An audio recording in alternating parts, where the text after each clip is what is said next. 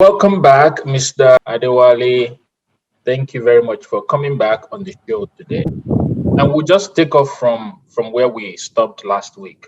We started talking about how to turn pain and rejection into an instrument for our life's purpose.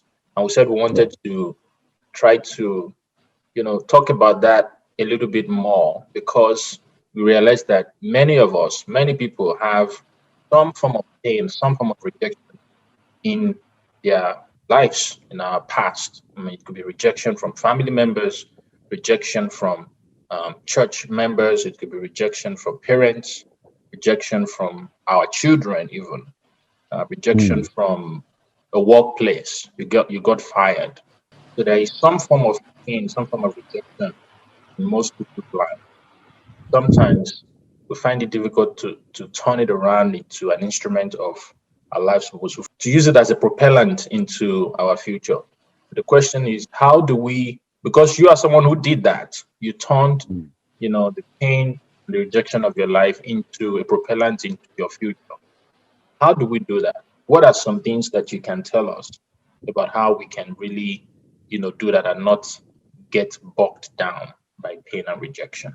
Thank you very much for that important question. And I think that majority of us actually we find ourselves in this situation, but sometimes not many people are able to learn one or two things. In the long run, people miss that opportunity to uh, discover the essence of their pain and what God wants to do in their lives. Uh, Given that situation they found themselves. I, over the years, have met few people who actually maybe gave birth to children that have this one form of disability or the other. For instance, I met somebody who have a daughter that have Down syndrome. And Mm, then, so like, if you have ever met with someone with like, oftentimes even people hide their children that have disability, they don't hide them. They don't allow anybody to see them. They're like, oh, because we're not proud.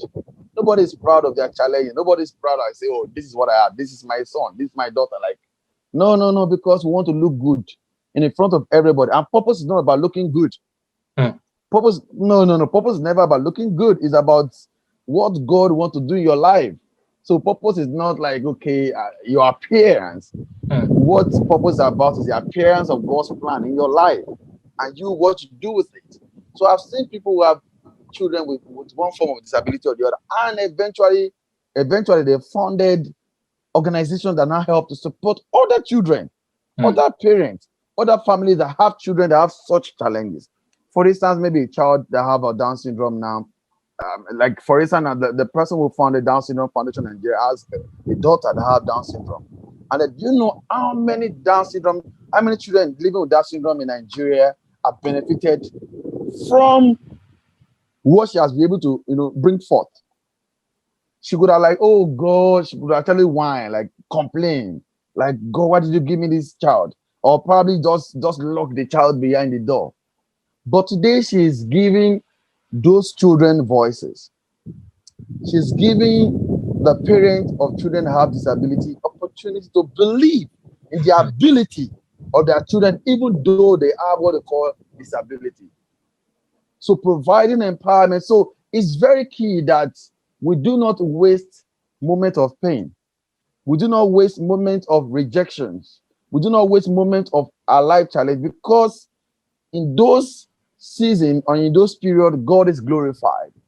God is magnified. Very, very important. I'll give you another classic example. For someone like myself, okay, like when I was employed, I mean, no Lord, the amount I was given as a salary, I felt like they were cheating me. Like mm, they didn't give me what was due to me. I was going to resign, but God said, no, don't resign. mm, Keep doing what you're doing. So I kept doing what I was doing. I kept walking. I kept walking.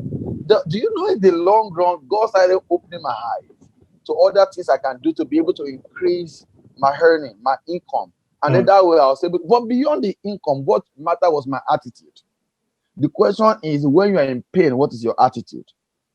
Because through your pain, you can grow. Through your pain, you can actually lose that moment of growing. mm, Your attitude is a difference maker. So through my pain, I grew. I grew from somebody who was earning a particular amount to somebody who was earning more than some people who actually were giving leverage over me. But beyond that, God now opened door for me to meet even with the president of Nigeria then. Through my attitude, I wasn't in any position of in any leadership position. Also, I was just an ordinary teacher. Mm. But what mattered most was my attitude. You are not Not even what the, I you was. are not even the head of the teachers in the school. No, just like ordinary teacher, an ordinary teacher. And Wow. that is why what make extraordinary people extraordinary is the attitude. When you combine a positive attitude to what is ordinary, that becomes extraordinary because your attitude is a game changer. Mm. You become optimistic, you become enthusiastic, you become passionate. All of those attitudes will definitely shoot you up and make you a spectacle. Somebody that people will start admiring. Like you were nobody, but today you are someone that people can look up to. So it's very key that we give perspective to our pains. That's the first thing that we need to look at. Mm. How do you define your pain? How do you define your losses? What's the How do you story you're define? telling yourself? What's the story you're telling Yes, yourself? yes. What are you telling yourself? How do you define your pain? How do you define do you say, oh, I was born into a poor family? Yeah, you're born into a poor family. That was something that you don't have control over. You have a control over remain in poverty as you grow up. You have a choice. Mm. Being born into poverty is not a choice. Remaining in poverty is a choice. You have a choice to make. Right. So it's the pain of living in poverty or pain of living a poverty-stricken life is different. So you can decide and say, I want to rewrite my story. I want to rewrite the story of my family. My family have actually failed in several areas, but today I stand up to challenge the failures in my father's house, to challenge failures in my generation, to rewrite my story. You can. So trying to give, and in so doing, you become a light in your home, you become a light in your community, you become a light in your nation, you become a light in your continent. Wow. Giving perspective to your pain is very key. What story are you telling yourself? Are you telling yourself it's over? Even when you have heartbreaks, when you have heartbreaks, do you think there might be things that maybe God is trying to prevent you from? So what have you learned from that? Right, and probably you need to evaluate your own personal attitude and character. You might have character flaws that is not helping you. That is actually, that is bringing barriers between you and where you want to get to. So sometimes you need to sit down and evaluate yourself. Like, what am I doing wrong? Right? Because failures actually help you to look within yourself and things that you are not doing right and give you light to like what you need to do right. And that way you're able to fail forward. Either you fail or you fail forward. You have the choice. Yes. So that's what I would say. Yes. Either you fail or you fail forward. If you define the failure is very good for us. Nobody wants to hear that as failure. No, I know. But do you know how many most successful people today are people that fail forward? Most success, talk about Big Gates, talk about Dangote, talk about people today that we look up to. These are people that they have failed, one time or the other, but they define what failure means. Right. And that way they use failure as a launch pad to get to where they want to get into life. Yeah. And sometimes success can slow you down when it enters your head. The feeling of I've arrived, the feeling of I'm better than other people, and then it slows you down. So you are no longer hungry to become a better version of yourself. All you are saying is, oh, this is the best you can be. When you can become 1 million of that thing you're saying. Right. That version of you, there's a 1 million version of it, but you just settle for status quo.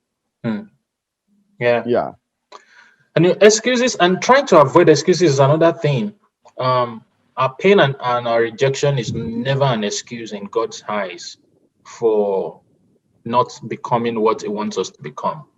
That's something that has been coming up in my own, personal Bible study lately. Of the fact that God never seems to be interested in excuses. Like He just never is interested in excuses. Paul, he said, "Go and kill people." He came, wiped them out. He came back. He said, "Oh, what? But the people said we should do this." That was an excuse. He was not Yes. lying, but God was not just never interested in that. Moses, Yeah. he was, he blamed the children of Israel. Oh, they made me mad. They are the ones who caused it. Still, God held him accountable for his action. So it seems to me that, God does not, he definitely does not want us making excuses. And our pain and our rejection, if we hand it over to him, can really become a tool uh, for us to move for us to move forward. But if we, some people just camp around that pain and that rejection just to make it. Mm.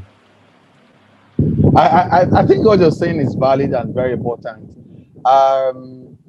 Failure of taking responsibility for your journey is a failure eventually, because it's because if you don't take responsibility, how they become somebody that people can look up to, right? Mm, You give excuses, you build a camp, you build an edifice mm, around excuses. mm, Nobody is ever rewarded for living an excuse life. Like, mm, okay, your life is just full of excuses. You'll be excused out of the room of great people. Say, can you please step out? Can you please step out? No. See thou a man diligent. mm, That's responsibility. mm. So God doesn't want you to be diligent in making excuses. Right. So your God doesn't want you to be diligent in making just excuses why you can't be what you want to be. And I also think that sometimes one of the things that we found ourselves is not just excuses. It's not just excuses. It's just this comparison mentality. Mm, We try to compare our journey with other people's journey. We try to compare ourselves with other people, and then we get stuck. Oh, we try to tell God that how good we are and how better off we are than other people. That why should this happen to us? Why should mm, this happen to you? But then why are you comparing yourself with other people? And that is why many of us today we are stuck. We are on a spot because we are living a life of comparison. We're mm, comparing ourselves with comparing, and that's one of the things that happened to me. But I started comparing myself, like, oh, but they employed myself and this guy at the same time. I work harder than him, but they pay him more than me. Do you see that? mm, There are people like that, like, I work harder, but then these people is living better, or this person is living better, or these people are living better. But that is not the point. The point is focus on your journey. mm, Your journey is your journey. Nobody can walk in your shoe except you. You need mm, to walk in the shoe that God have handed over to you and continue walking that path until you get to where God wants you to get to in life. I mean, there are people like, oh, that say that, oh God, but then I kept myself, I didn't do anything, but then I didn't have a child. But look at this person, she has messed herself up and she still have a baby. mm, People get into that like, but many years, I know this person, mm. I know her very well. So wait, why are you? So Are you you become a God? judge. You become a judge Mm, over another man's life matter, and then you remain on a spot in your mm, life's journey. No, instead of sitting on the throne of judgment, why not sit and say, God, what will you have me do? Don't look around, look within. mm, Don't look around, look up above. The Bible says, I will lift up my eyes unto the hill. Whence cometh my help? My help cometh from the Lord, who made the heavens and the earth. The earth is the Lord and the fullness thereof. mm. So you have, no matter how you think people are successful, there's a seat God has actually assigned to you that nobody, if you take responsibility, Right. nobody can sit in that particular place. But instead of taking responsibility, we don't take responsibility. We give excuses. Mm, We compare our journey with other people's journey. We compare our life with other people. I mean, I was also there now. Like, I used to like, God, oh God, I wish I was born. I mean, it was my book. And I was like, God, I wish that Dangote was my father. I wish I was born in Dubai. I was born in America. I wish I yeah. was born in so places. But you realize that life is never lived that way. Mm, God's kind of life is you living your own life according to his plan. And that plan might not be popular. That plan might be you walking through a particular terrain that is very rough. And then God will take you through the wilderness. But when you come out, you emerge like Joseph, who came out of the prison. He didn't come out as a prisoner. he came out, he came out and became a prime minister in a strange land because of the wisdom that God has actually have given to him.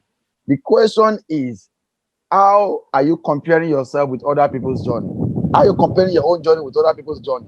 Are you focusing on what God have told you to do, or you are looking around and looking at what other people are doing? You are climbing for Bracken is doing great, Bracken is doing Bracken is doing great, and then you go back to sleep. Right. Wow. Wow. Thank you very much. I think that's a good segue. You mentioned it a little bit. I want you to talk about Ayomiku's story and the events surrounding that, because I feel like that was like the beginning in some ways for you. Yes. So I believe very strongly like that when I have always been interested in helping other people, whether they're children or young people. And so I've always been interested in helping people. So what happened with Ayomikun was being a teacher and being able to identify the potential she has as a child that is gifted in the heart, beyond having been part of a regular classroom and then speaking with her and letting her know that, oh, you have a gift in the heart. It would be nice for you to have the mentoring session with me, probably if your parents allow that, and then we can scale up. So the goal was to help her grow her artistic talent. The goal was never to make you the president of Nigeria. No. The goal was not meant to stand in the hall full of past presidents of Nigeria. They were having all the camera facing. No, God didn't show me that. God didn't show us that. We were just focused on like the way we're having a conversation, those regular thing, the routine of just having a classroom engagement and mentoring and teaching and nurturing a talent and exposing her and taking her to places, like moving from one gallery to the other, showing her to curators, like, oh, look at this young girl. She's just 9 years old. She's just 10 years old. Look at some of the artworks that she's doing. It's been nice that, you can help her maybe market some of her work, just teaching her on how to, become a young entrepreneur. That was the goal. The goal was like helping her to empower and also to see value in being an artist, that regardless of whatever course you study, you can always stand out. Whether you're a physician, whether you're an artist, whether you're an engineer, whether you're a banker, what is important is your attitude and how you do what you do. And most importantly also because not many parents will actually want their children to become artists, because people feel like, oh, artists are never to do well individuals. Artists are art, oh, they are roadside people. No, people don't think, they don't see potential. They don't see the strong prospect that art actually have to offer. And then so being able to think in this line, I've been able to mentor her. I've been able to do this diligently, because oftentimes I go to her house every weekend, like on Saturday like this. I'll go to Ayomikun's house to teach her art and teach her the use of art materials. And sometimes we spend hours. We spend 3 hours. We spend 5 hours. A 9-year-old. So where other children are busy with playing game, she's here developing her talent. You see that. So our parents help her to like having a sense of focus in grooming her talent was in place. And then for me, also going there was not something enjoyable, was not a smooth ride. There were days I walk in the rain. I mean, it's raining heavily, and I would be in the rain, walking and going to teach this young girl. And then nobody saw me in those moments. Nobody, only God. So what people see today is a reward of private or secret sacrifices that are made that nobody saw. Yes, that is God rewarding your secret diligence. That is what God does. What people see is the output, but they don't see the input. The input are the dedication, the diligence, the commitment when it was not easy. Like if somebody has showed me like, oh, the reason why you are doing this because you are doing it because there's the end goal is to become popular. Yay! That you will stay there. Because you know the end. I don't know the end goal. I was only enjoying the journey. I was only enjoying the process. The question is, do you know how many people have ventured into what God has assigned them to do, what God has told them to do, but they despise the days of little beginning because they feel like nobody is acknowledging what they are doing. Nobody is appreciating what they are doing. Nobody is applauding their efforts. The Bible says, if we do not give up in due season, we shall receive our reward. Too many of us give up too soon because we like, oh, we want to arrive before our time. We want to show up before our time, and it does not work that way. Because every seed have their season. Right. When you plant a corn and you plant a cocoa, they cannot come out at the same time because they are just different seeds. Right. So instead of you despising the seed that God has given to you, and instead of you to focus on cultivating what God has handed over to you, you are busy looking at somebody who is planting a maize. I say, oh, look at that person. I planted before him, but he has an harvest now. No. For me, it was never that way. And for me, it was more of being interested in other people. When you make it your life mission to help other people, you will not be far from help. Nah, you will not. I mean, I spoke about it in a book, like I wanted to board plane. I don't have the money. But because of what I didn't do it because I want to board the plane. But boarding a plane for the first time happened the virtue of having interest in helping somebody. Yeah. So there are many things we are asking God for. But if we go out of our way to do some of the things we're doing for other people, then God will use those things to open doors for us to get what we desire, even beyond. Yeah. So for me, that is what exactly happened around with Ayomikun. And with that, there's a challenge that came with that. Like some people say, oh, you're using R to become popular. like seriously? Oh my God. No, it was somebody confronted me like, you're using that girl to be popular. This. Really? At the time, yes, I'm for real. Human beings will always talk. People will always say one or two things. But I said to myself, I said that I know who I believe. I know who has called me. I know the grace that I carry. And that's why when you read my story, you just see different kind of people. My life is not built around one person. Nah. At the time I spoke to her, I said, I spoke to her. I said, time is coming. The time I'm sharing with 5 hours, I'm sharing with you. That 5 hours will become 5 hours I want to share with 500 people. From sharing 5 hours with one person, and being faithful and being committed, God can expand your capacity. So from one person to 500. You see now, impact from one person, that same 5 hours you can spend it with 500. Right. Or with 50. Or with 5,000. Yeah. But it depends on your attitude while you're dealing with one person. So many people today want to give to 1 million people, but they cannot give to one person. One person, right. So they're waiting for when they have 1 million. When they have the platform. Yes. No. Do whatever you have to do. Do it now. So I think that it is just God honoring my faithfulness, honoring my commitment, and using it to open doors. And from working, so you also realize that it's transitioning from working with children to working with youth, to working with young adults, to working with older adults. Look at that transitioning.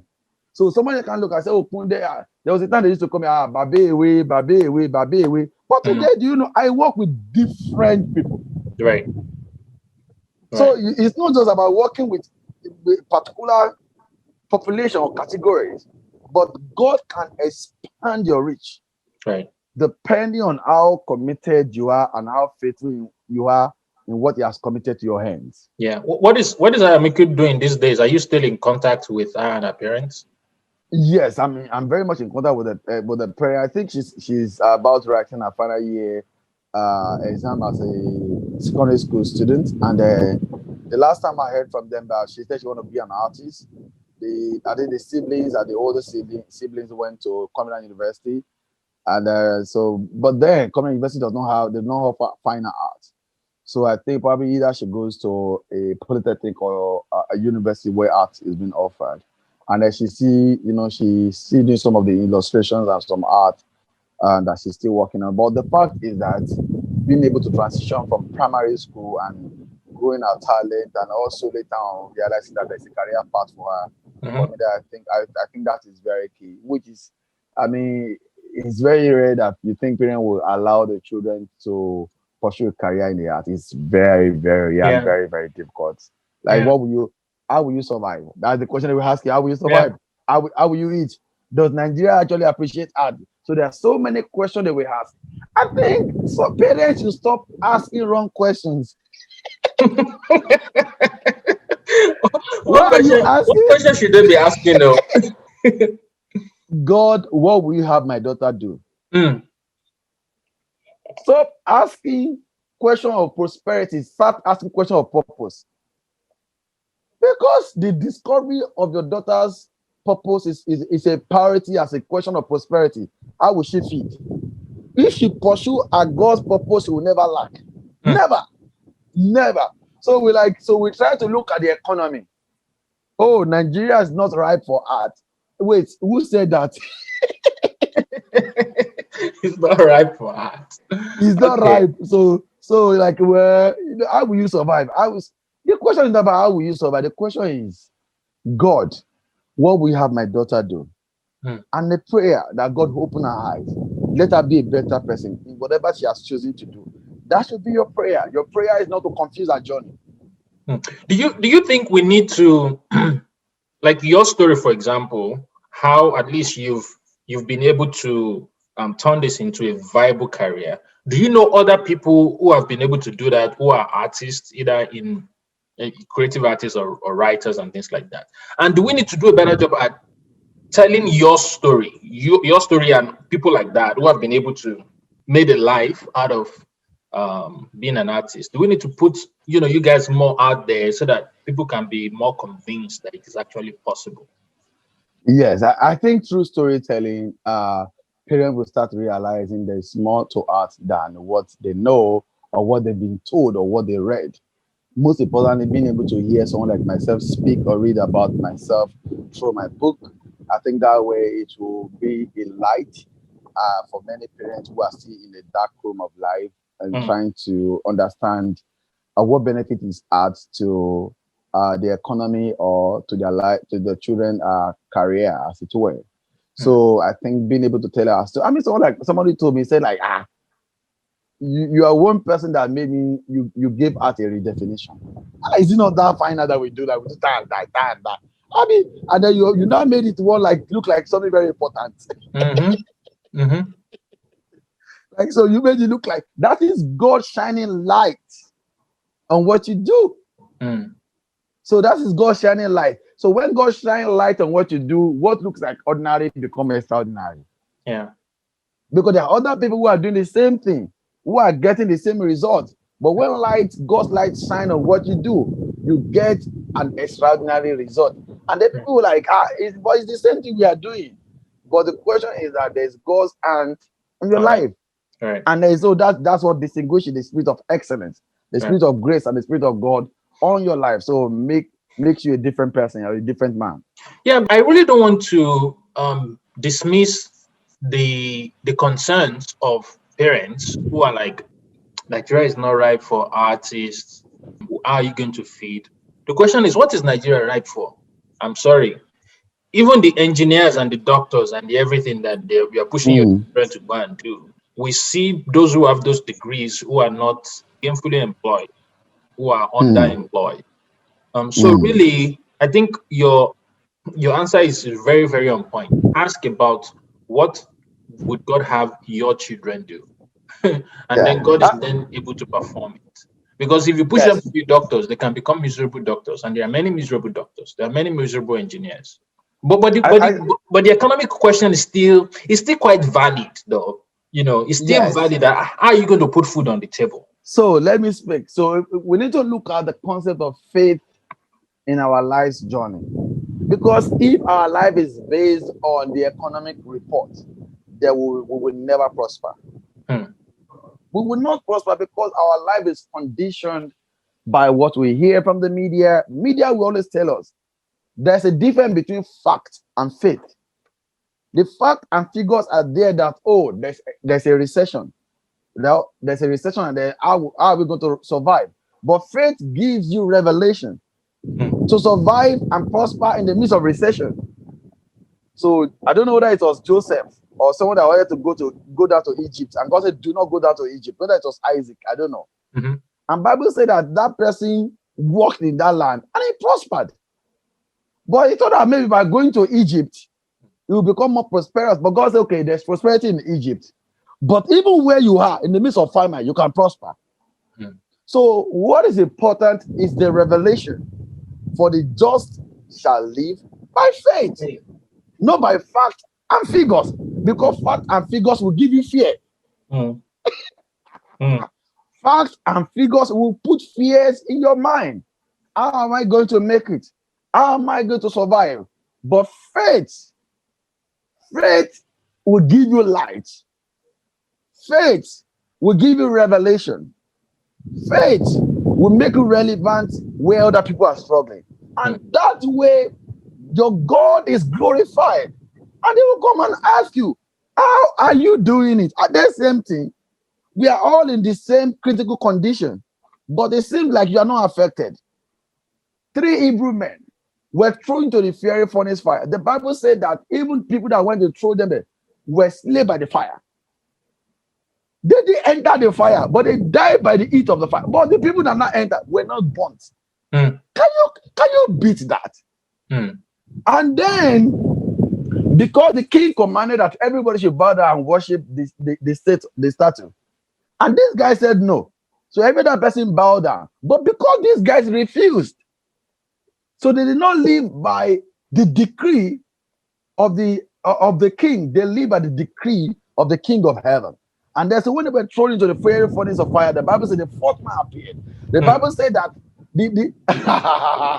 when the king came, he saw them and said, "Wow, I see the fourth man." Yeah. So how will God be glorified in our life if we are living by fact and figures written by men? Nah, we can't live our life that way. Nah. If we live our life by fact and figures, there will be ordinary men. Yeah. If we live our lives by facts and figures, we will not experience the supernatural. We will not be able to, we will not give God permission to invade our lives and surprise us. Yes. Yes. I mean, look at someone like Abraham. Look at someone like Sarah. By law of life, somebody have even passed have entered menopause. But the question is, does God dwell in time? Right. So human being has their own clock. We have our own clock, and God does not dwell. He has his own season. He makes it beautiful in his time. Right. Right. So God is not conditioned by our fact and figures. God is moved by our faith. Yes. They don't move by our story. Like, anytime the angel comes out to steer the water, another man stepped into the water before me. No. He said, rise up and carry your thing and walk. You are telling Jesus' story. He knows your story. He said, rise up. You are telling fact and figures. No, he's aware. Rise up and walk. Your faith. Stand up. Right. I was born into a poor family. God is aware. Right. Nigeria is very bad. He knows. But he said prosper in the life. He said, how? He said prosper. Wow. He prosper. He said, how? He said that all the policies they are making is frustrating us. He's aware. He said prosper. Just prosper. That's all. Wow. So you need to not. We have to stop looking at fact and figures if you want to become persons of relevance in the kingdom of God. You have to become men of faith. Wow. Okay. Wow. We just went to church there. All right. So let's. Okay. So I want you to share your thoughts about the creative space generally in Nigeria. You know, the arts, writing, painting, sculpture, and all those things. What are your thoughts about the creative space over the past 10 years? Have you seen any evolution what does the future look like for that space? I think that the space for creative in Nigeria is promising now, more than the way it used to be. More art galleries and more art studios are emerging. More art initiatives are being birthed, and I believe very strongly that uh, look at the likes of Chimamanda, look at the likes of Wole Soyinka, look at the likes of. There are so many examples that we can look at in Nigeria, and they have hope. That there is so much development in the area of art, and for as many who are able to stay diligent in that field, it's very possible that they have strong prospects and become prosperous at what they do. So when you talk about the dynamics of different arts, area of art, specializing in the area of art, I think a lot of works are ongoing and people are doing incredible work. I know of a young person who is doing incredible work using metal scraps to build uh, amazing sculptural pieces, converting waste to wealth, looking at things that people will consider as waste, and being able to creatively convert them to monumental sculptures and masterpieces. Mm. So for me, yes, and then beyond that, so like myself was thinking about the use of art and humanity, and art and healing and well-being. Looking at that, and more people are creating spaces for people with mental health conditions, such that they can be able to find support and therapy in times of need. So I think the creative space in Nigeria is growing in leaps and bounds, and people are coming more with coming up with more initiatives that can really be beneficial to the citizens and to the population at large. So I think it's something very promising and something that is growing Yeah, on a day-to-day basis. good. Uh, why did you choose to target, mental health, the therapeutic impact of art? Why did you target? You could have targeted any other thing. You could have, Mhm. um, you know, why did you choose to target the healing power and the therapeutic power of art towards mental health? So I think that we've not fully like maximized the impact of the art on mental health and mental well-being of people in Nigeria. Even though research have actually shown that it's very impactful, but then we focus more on just counseling, more of conversation, as a more of less of creativity, more Mm, of conversation and counseling, but less of creativity. So we combine the counseling and conversation and combine with creativity. I think it brings wholeness into what we do, and I think that is what I've missing link, that missing gap. So that missing resources that can really help to complement the work that counselors are already doing in terms of mental health and providing therapeutic services. And for me also, I think over time, over the years, I have like mental health wise, low self-esteem, and also, I mean, looking at my background, where I came from, and the societal thought, and then also, I mean, fear, and many things in my life has actually happened, and how art has really helped me to grow, and how art has really given me a voice.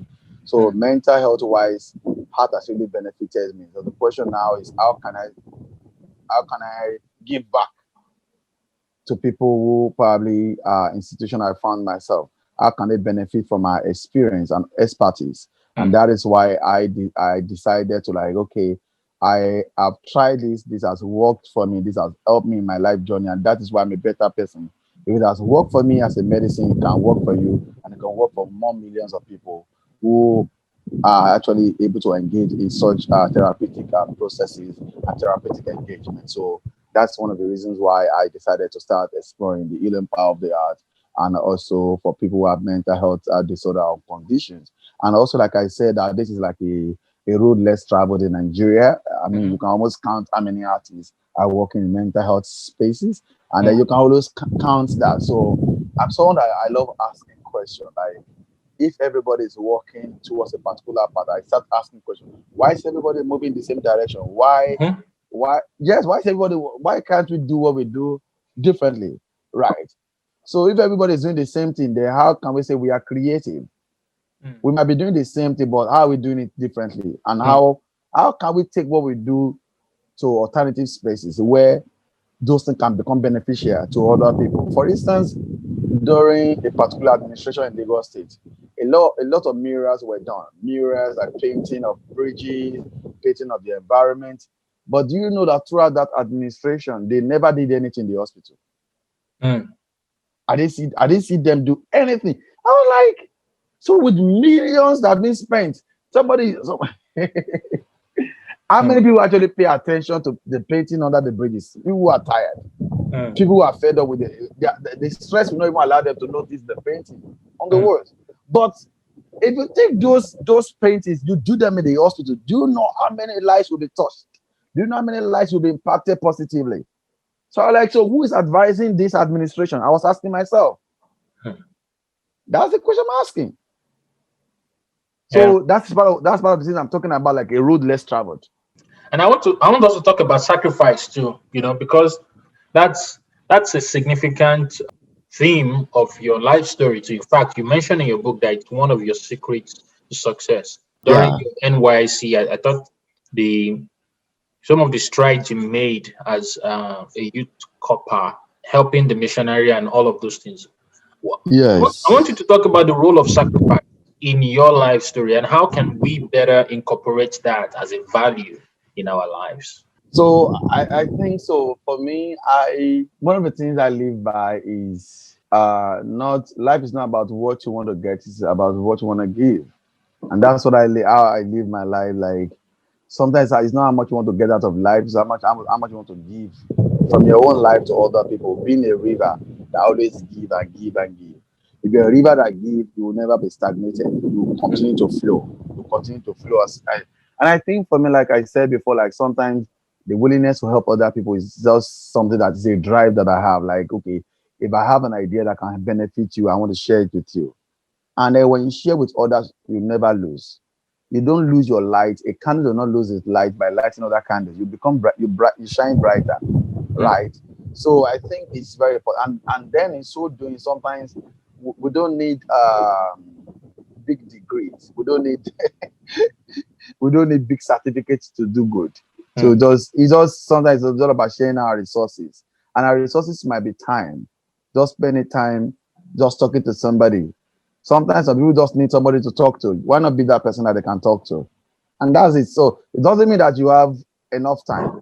It means that you are just willing to just share your moments with some people, just finding ways to help them in their life's journey, helping them to just find light in the midst of darkness. And that for me is very key and very, very important. So that's a part of the things I have been doing. And for me, life, especially great people live their life by sacrifices, by making themselves, giving their lives and giving their time to other people, sacrificing their time to help other people in their journey. They don't have to be people that look like you. They don't have to be people who came from where you came from. They might be people you have never met from anywhere. Do good regardless. Mm. Regardless of the race, regardless of the color, regardless of the tribe. Just do good. Doing good is not gender based. Just do good to all. Do good. You don't need special. Sometimes like maybe you need to be anointed to do good. Sometimes it's just like make it an habit of doing good. Say I need somebody to pour oil to anoint me to do good, bro. No, You don't need special anointing for doing good. just do good. All right. Just do good. Just be kind. Just speak kindly to people because you don't know what people are going through. So for me, that is what it is. And sometimes maybe you have like materials at home, maybe your clothing that you're not wearing. You can wash them, iron them, and give them out to the homeless. It doesn't cost you anything. It doesn't cost you anything. It doesn't cost you like maybe. I mean, I found myself in situation like when I bought bus with people and I'm in the bus and I realize that there's an elderly person who is standing and I'm seated. I'll stand up and allow that elderly person to sit. Those small things really count. So it's not about giving money. No, Mm. it's like you just honoring all because sacrifice is honoring people sometimes Mm. when it's not convenient. Mm. And honoring people come in different ways. So standing up for somebody who is older than you in the bus, even though like you are very tired. Sometimes God probably will use that to honor you too. Men will stand up and give you ovation. Right. But you won't know. You will think it's not your fasting and prayer. Yeah. There's a place of fasting and prayer, Right. but there's a place for attitude and good character and doing what is right. Yeah. Things that will elevate you. I mean, like I said, when I was in school, I wasn't the best student. I wasn't. But living a compassionate life, living a life filled with empathy is very key, because sometimes success can make you to be pompous, that nobody can talk to you. You can feel, you can be, can be full of yourself, that you look down on other people as nobody. And God doesn't want us to live such life. God wants us to live a life that is empathic, a life that is compassionate, a life that is driven by sacrifices and helping other people. The Bible says that when Jesus saw the multitude, he was moved with compassion. Move with compassion. It's all right, be moved with compassion. So you realize that my life is driven by compassion. Be compassionate towards other people. Right. Which is also reflected in the what I'll be doing in terms of the project I have applying for my 40th birthday this year. You realize the way I lined up the project 40 I want to do. I want to reach out to the inmate. I want to reach out to girls in juvenile home. I want to reach out to market women. I want to reach out to boys and girls in the slum. I want to reach out to the elderly. Just reaching out to different people. Like for me on my bed, I said like for my bed, I don't want cake. I don't want noise. Nah. No, I don't want it.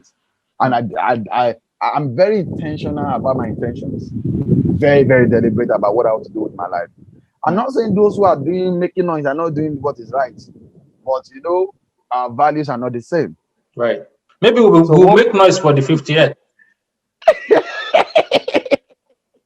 If Jesus hasn't come, We'll allow you to do 40th on the down low, but for 50th we'll make noise.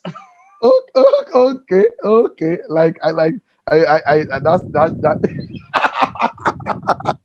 I know 40 is a very strong milestone in people's life, but I just sometimes is sometimes giving a definition to how we spend our life, how we spend our life, and how we apply our hearts unto wisdom in our dealings and in what we do. Yeah.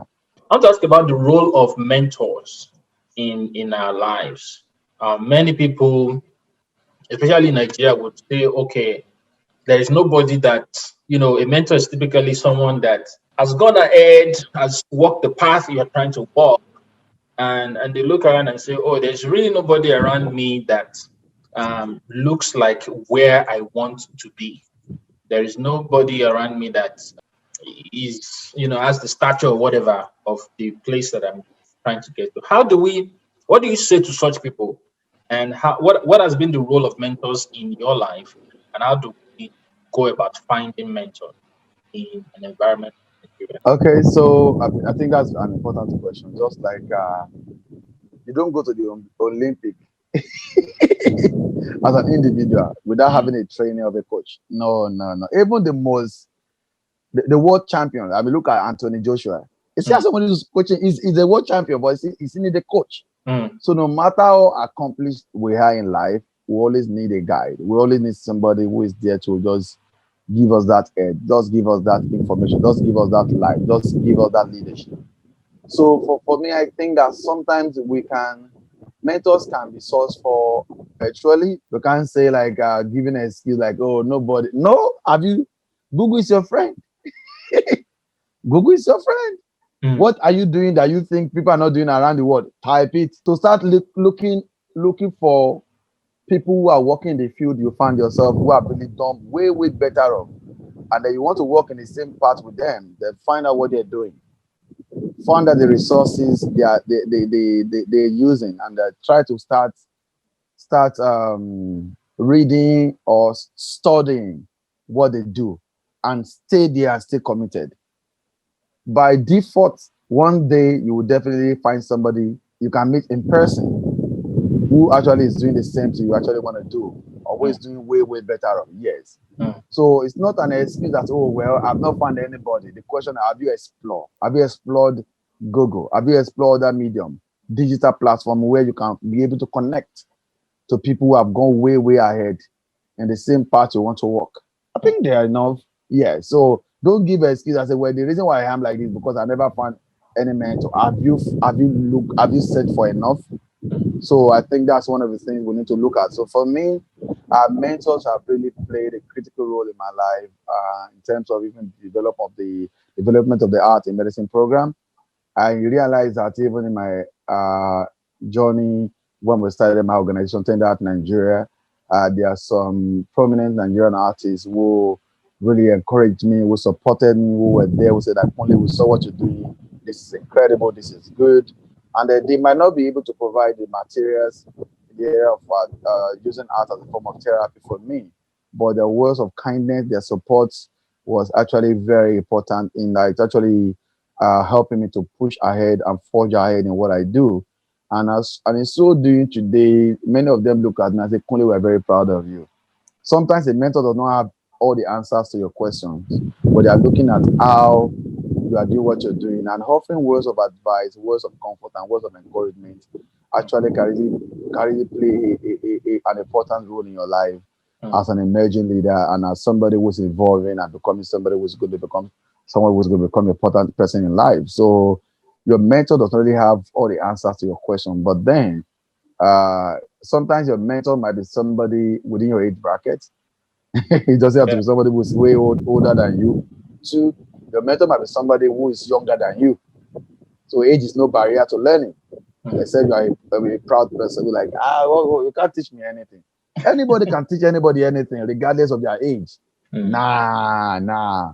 Age is nothing when it comes to success. Nothing. Just humble yourself and learn. That's it. Good. So your mentor could be somebody who's younger than you. Your mentor can be your age mate. Your mentor can be somebody who's older than you. So you realize that if you're somebody who is open to learning, you will grow. Either you learn from somebody who is younger than you, who is your age mate, or somebody who's older than you. What Great. is it? The goal is to grow.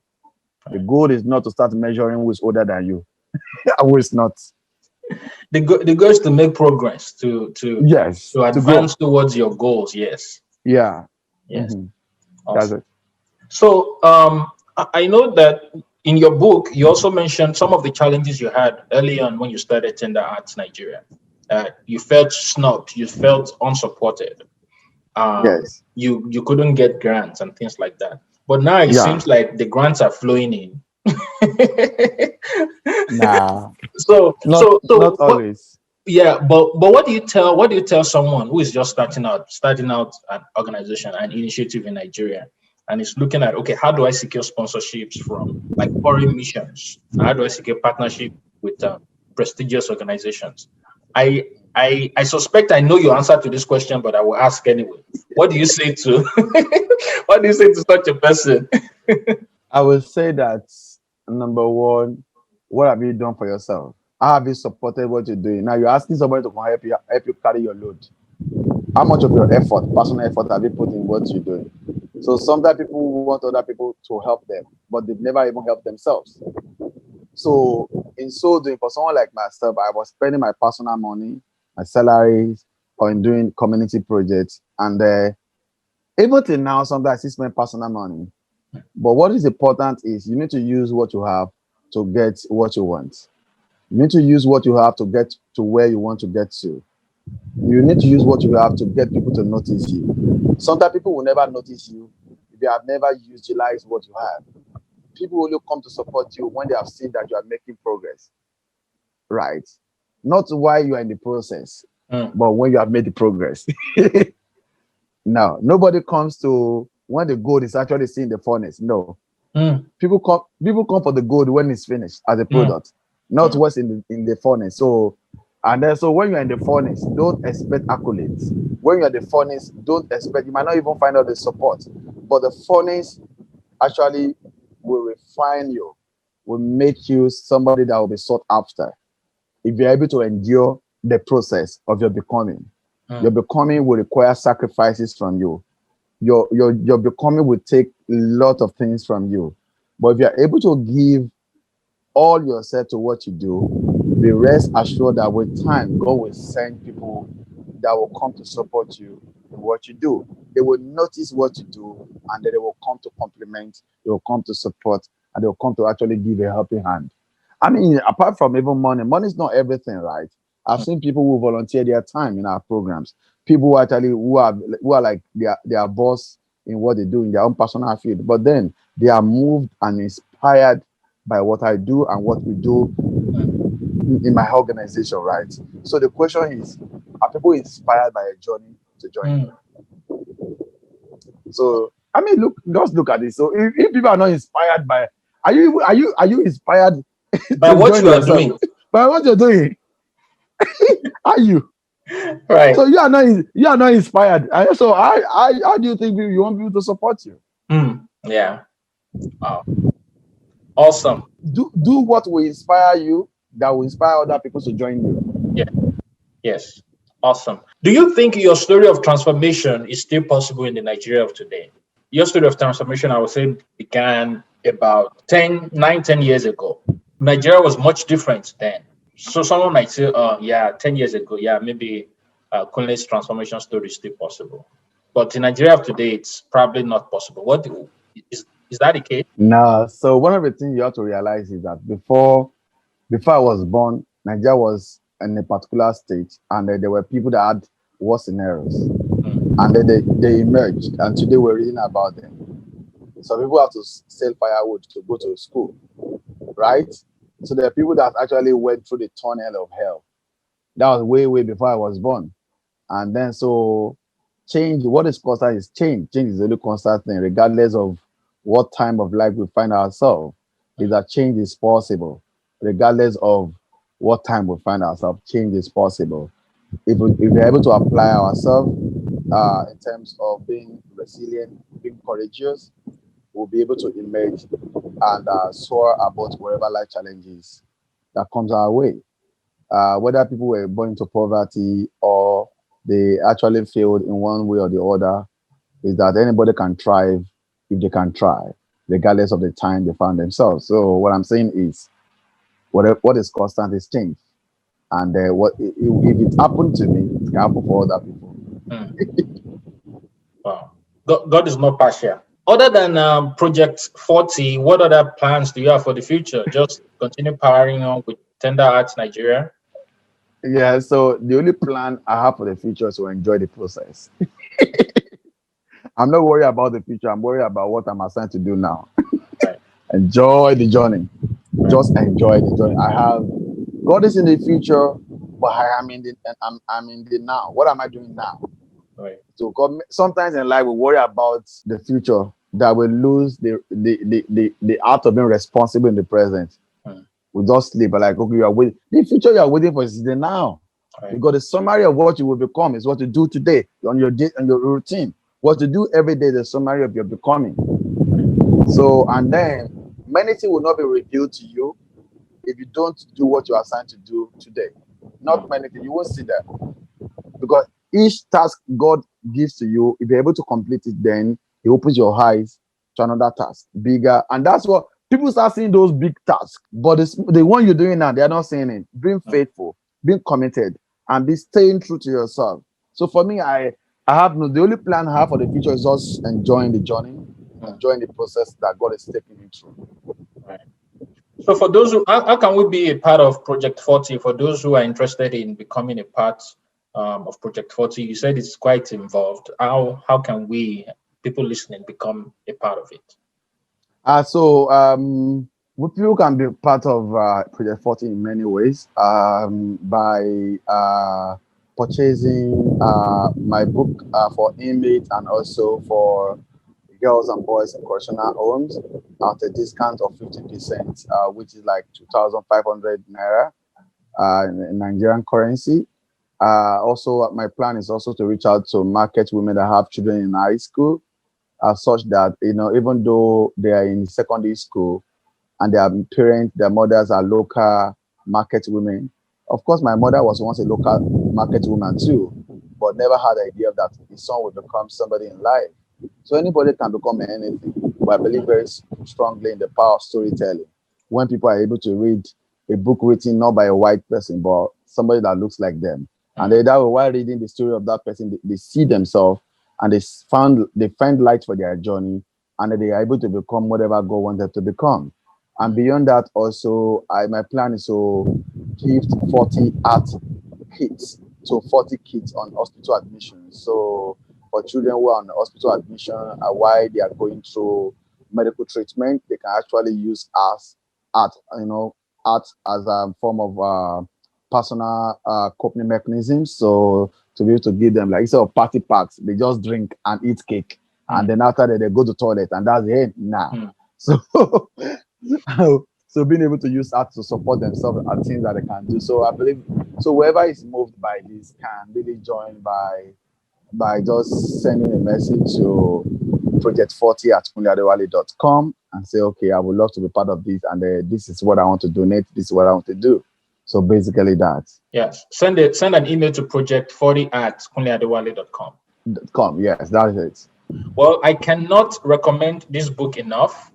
It is ATUNBI, which means rebirth. It is a compelling story of a changed life, how you can rise from the ashes of what looks like a disadvantaged background and become someone significant in life and in destiny.